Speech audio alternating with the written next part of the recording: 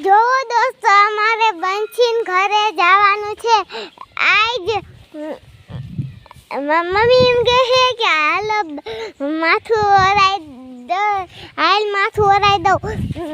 મેં કીધું ઘડી ખમો તે પછી હે ને મમ્મી રે ને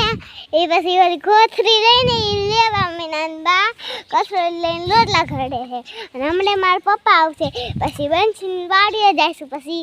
ત્યાં કેક કાપશું પછી ઘરે વી આવશું તમને બધાને આવો વિડિયો ગમતો હોય તો લાઈક કરી દો સબસ્ક્રાઇબ કરી દો